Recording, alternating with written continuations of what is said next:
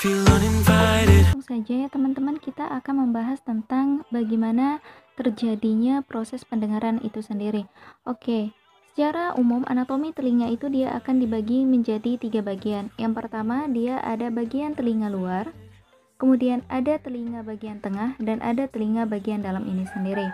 Oke, telinga luar ini sendiri memang dia terdiri dari pinna ataupun biasanya disebut dengan daun telinga itu sendiri. Kemudian dia juga terdiri dari meatus auditorius externus atau saluran telinga itu sendiri. Nah, di telinga luar ini sendiri fungsinya apa sih? Jadi telinga luar ini sendiri nanti dia yang akan berfungsi, jadi dia akan menangkap gelombang suara ya. Kemudian nanti di daun telinga ini sendiri dia fungsinya itu sebagai menangkap gelombang suara. Kemudian nanti dia bisa membedakan gitu arah datang suaranya tersebut apakah dari arah depan atau dari arah belakang. Kemudian dia akan memasuki daripada meatus auditorius externus ini ataupun biasanya di saluran telinga. Nah, di saluran telinga ini sendiri memang gelombang suara itu sendiri nanti dia akan diantarkan.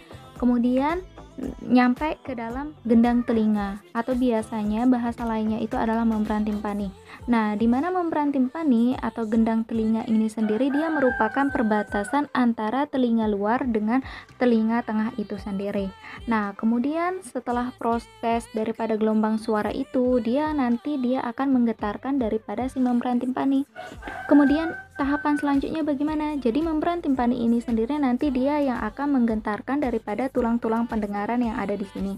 Jadi di sana terdapat tulang-tulang pendengaran yang terdiri dari ada tiga tulang pendengaran dan dia memang kecil-kecil sekali. Jadi telinga tengah ini itu nanti dia fungsinya itu adalah bagaimana dia memindahkan getaran dari yang diantarkan oleh telinga bagian luar masuk ke telinga tengah. Dari telinga tengah nanti dia akan menghantarkan getaran itu sendiri sampai ke telinga dalam itu sendiri. Nah, selanjutnya di telinga bagian tengah ini sendiri seperti yang kita ketahui dia terdapat ada tulang-tulang pendengaran. Tulang pendengarannya terdiri dari 3, ada malleus, ada incus, dan ada stapes. Jadi malleus ini sendiri itu nanti dia yang akan menempel langsung pada bagian membran timpani. Kemudian ada incus dan ada stapes. Nah, stapes ini sendiri nanti dia yang akan menempel langsung pada jendela ovale itu sendiri. Nah, nanti dia akan masuk ke dalam koklea ataupun ke rumah sifat itu sendiri. Mungkin nanti kita akan bahas di gambar yang lebih besar itu sendiri. Jadi ini lanjutan dari gambar yang tadi ya teman-teman, bahwasanya di sini setelah dia masuk dari telinga luar, kemudian masuk ke telinga dalam, kemudian dia menggetarkan membran timpani, kemudian ternyata membran timpani ini sendiri kemudian dia akan menggetarkan yang namanya tulang-tulang pendengaran yang terdiri dari malleus, incus, kemudian ada stapes yang ini sendiri. Nah, teman-teman bisa dilihat ini gambarnya diperbesar. Jadi si malleus ini sendiri memang dia menempel langsung pada si membran timpani. Artinya apabila ada gelombang suara yang masuk, kemudian membran timpani bergetar, otomatis dia juga akan menggetarkan daripada tulang-tulang pendengaran mulai dari malleus, incus, dan stapes. Nah, stapes ini sendiri itu dia menempel langsung kepada jendela oval namanya. Nah, di jendela oval ini sendiri kemudian apabila si tulang stapes ini dia bergetar, maka dia akan menggetarkan daripada cairan yang ada di dalam koklea itu sendiri. Oke, jadi di sini kenapa dia disebut dengan koklea? Jadi koklea itu kan atau biasanya itu dia disebut dengan rumah siput. Jadi dia itu mirip dengan rumah siput, makanya dia disebut dengan koklea itu sendiri karena bentuknya itu bundar. Nah, jadi si tulang stapes ini sendiri dia akan menggetarkan daripada cairan yang terdapat di dalam rumah siput itu sendiri. Nah, di koklea ini sendiri, ya koklea ini yang bentuknya ini ya, melingkar ini sendiri, dia terdiri dari 3 skala di sana. Ada skala vestibuli, kemudian ada skala timpani, dan juga ada namanya skala media. Skala media itu sendiri yang memang yang berada di tengah ini ya. Nah, dia terdiri dari 3 skala itu sendiri. Nah, kemudian bagaimana sih mekanismenya sehingga merambat getaran itu sendiri? Jadi, apabila membran timpani itu sendiri dia bergetar, otomatis dia akan menggetarkan daripada tulang-tulang pendengaran. Tulang-tulang pendengaran juga dia ikut bergetar dan juga dia akan menggetarkan daripada cairan yang ada di dalam telinga bagian dalam itu sendiri, atau tepatnya cairan yang berada di dalam rumah sifat atau koklea itu sendiri. Nah, kemudian cairan ini sendiri dia akan bergetar. Jadi misalnya di sini gelombang suara yang dihantarkan itu misalnya dia terlalu keras gitu ya. Terlalu keras misalnya, maka getarannya itu dia akan dari skala vestibuli ini sendiri dia akan merambat ke bagian skala timpani. Di bagian skala timpani ini sendiri dia akan menembus ke namanya jendela oval. Nah, di jendela oval itu nanti dia akan dikeluarkan lewat sini. Ini di sini biasanya menembus daripada faring kita itu sendiri. Makanya biasanya kalau seseorang yang naik pesawat itu kan biasanya kan telinganya berdengung atau nggak enak lah, telinganya kayak terisi penuh gitu. Nah, itu biasanya terjadi memang karena perbedaan tekanan antara telinga luar dengan telinga bagian dalam itu berbeda tekanannya, sehingga memang disarankan itu kalau misalnya seseorang berada di ketinggian ataupun naik pesawat itu kan diusahakan untuk mengunyah ataupun biasanya pakai permen gitu. Yang penting tujuannya itu adalah untuk membuka mulutnya. Tujuannya untuk membuka mulut itu sebenarnya simpel, dia hanya menyeimbangkan biar tekanan yang ada di telinga bagian dalam dan tekanan yang ada di telinga bagian luar itu sendiri dia tidak biar seimbang, yang awalnya tidak seimbang jadi seimbang gitu. Makanya disarankan untuk seperti itu, untuk mencegah terjadinya ketidakenakan ataupun telinga berdenging seperti itu. Makanya apabila ada suara-suara yang terlalu keras juga biasanya sistem tubuh kita juga akan mengantisipasinya seperti itu. Nah, apabila mungkin suaranya di sini masih dalam batasan kita lah, dia makanya akan masuk juga, nanti dia akan diserap ke dalam skala media ini sekali. Nah, di skala media ini ternyata terdapat sesuatu yang memang sangat penting.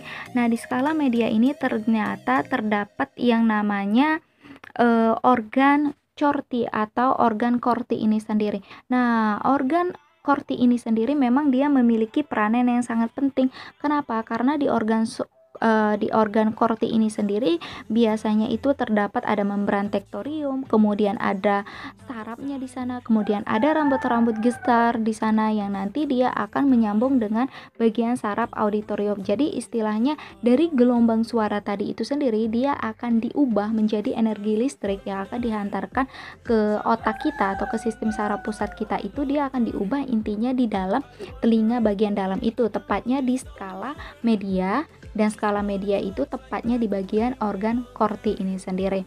Nah, nanti kita akan perbesar lebih jelas lagi organ korti ini bentuknya bagaimana. Ini merupakan bagian daripada organ korti yang ini yang memang udah diperbesar menggunakan mikroskop elektron lah gitu ya.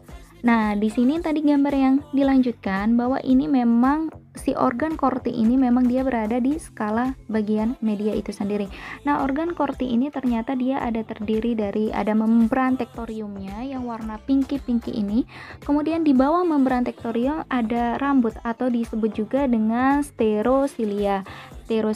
Kemudian ada rambut bagian dalam, jadi ada rambut yang disebut dengan sterosilia, kemudian ada rambut bagian dalamnya di bawah sterosilia, kemudian ada rambut sel luarnya, kemudian di ujungnya itu ada ternyata sel penunjang, dan di bagian paling bawahnya itu ternyata ada serat-serat saraf yang nanti dia akan nyambung menjadi saraf ke-8 atau vestibulococlearis yang nanti akan dihantarkan ke sistem saraf pusat, tepatnya itu di bagian lobus temporal kita yang akan menerjemahkan daripada apa sih yang orang omongin itu sendiri. Nah, kita bahas di sini. Jadi, bagaimana sih mekanisme terjadinya pendengaran itu sendiri? Jadi, dari telinga yang tadi itu ya, dari telinga luar, kemudian masuk ke telinga tengah, kemudian nanti dia akan masuk ke telinga dalam itu sendiri. Jadi, di mana sel-sel rambut ini sendiri itu memang dia akan digetarkan oleh pergerakan daripada cairan itu sendiri. Jadi di telinga tadi, di telinga bagian dalam itu tepatnya di koklea tadi kan ada tuh suatu cairan kan. Nah, cairan itu sendiri nanti dia yang akan berfungsi ya untuk menggerakkan daripada si rambut-rambut ini sendiri, sterosilia. Dia akan digerakkan, istilahnya kayak ombak di dasar laut lah gitu, menggerakkan daripada rumput-rumput laut, seperti itulah istilahnya ya. Jadi sel-sel yang ini sendiri, sterosilia itu dia akan menekuk ke arah membran tertingginya. Jadi penekukan ini nanti dia akan menyebabkan terjadinya penghantaran daripada sel-sel, seperti itu ya teman-teman. Jadi dapat kita simpulkan atau ringkas dari pembahasan yang panjang lebar tadi itu, bahwasanya yang pertama yang akan terjadi itu misalnya ada gelombang suara. Gelombang suara ini dia akan masuk dari telinga luar, kemudian dia akan menuju meatus auditorius externus atau saluran telinga. Kemudian di mana gelombang suara itu tadi dia akan menggetarkan daripada membran timpani. Membran timpani kita digetarkan. Kemudian membran timpani ini akan meneruskan gelombang suara itu sendiri ke dalam telinga tengah kita. Nah, di telinga tengah ini sendiri dia akan menggetarkan daripada tulang-tulang pendengaran yang terdiri dari 3 tulang pendengaran, yaitu ada malleus, incus, dan stapes itu sendiri. Nah, di mana stapes ini sendiri dia akan langsung menggetarkan daripada jendela ovale itu sendiri yang memang terhubung langsung dengan telinga bagian dalam kita ini sendiri. Nah, getaran dari jendela ovale ini sendiri dia akan mengakibatkan gerakan cairan di dalam koklea ataupun di dalam rumah sikut tadi. Nah, di dalam koklea ini sendiri maka dia akan terjadi yang namanya vibration of round window itu sendiri.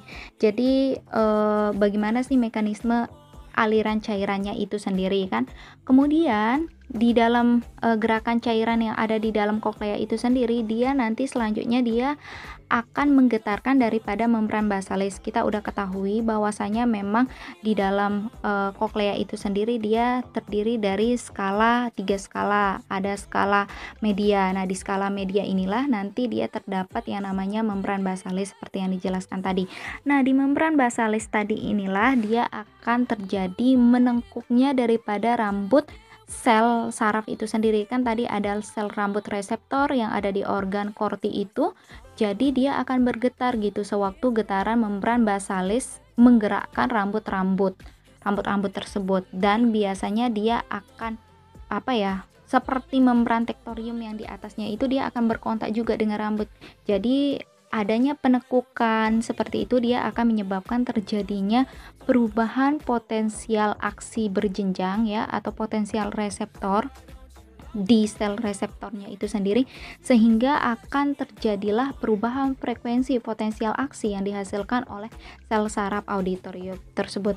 Setelah proses itu sendiri tentunya tadi ada sel saraf yang di sana, jadi dia nanti sel saraf itu sendiri dia akan menghantarkan perambatan potensial aksi itu sendiri ke korteks auditorius. Jadi korteks yang berfungsi untuk kita mendengar itu biasanya di bagian temporal, tepatnya di bagian temporal di kiri kanan kita, yang temporal untuk otak, yang dimana dia berfungsi untuk persepsi suara. Jadi di sana suara kita itu diterjemahkan. Jadi sekian, segitulah mekanisme pendengaran secara singkatnya gitu. Makasih.